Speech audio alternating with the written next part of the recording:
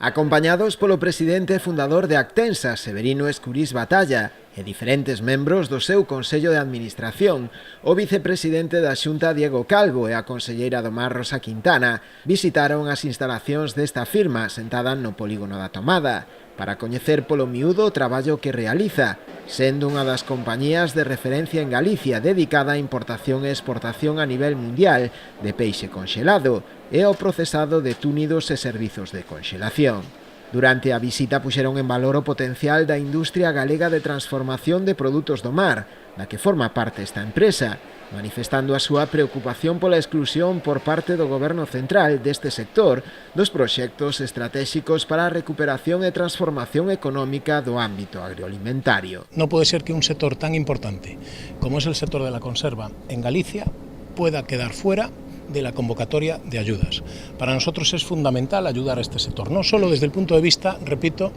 de la propia industria, sino también hay que pensar en la cantidad de personas que trabajan en esta industria en toda Galicia. En esta misma empresa trabajan pues, en varios turnos de 130 personas, nos decían en cada turno.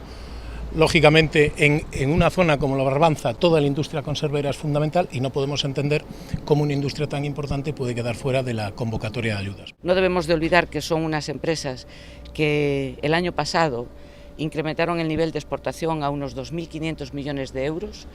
que facturan más de 4.500 millones de euros, que esto es un incremento de más del 85% desde el año 2009 y que las empresas quieren seguir creciendo. Tenemos esa potencialidad en Galicia y creo que sería responsabilidad de todas las administraciones el buscar las líneas financieras que le permitieran a estas empresas seguir desarrollando sus proyectos. Precisamente afirma que se atopa en pleno plan de expansión e crecemento podería verse afectada por esta falla de axudas. Nosotros estamos buscando financiación privada, parte de la planta de lomos, que llevamos 1 año y medio arreglándolo poquito a poco, lo estamos haciendo todo con recursos propios. Al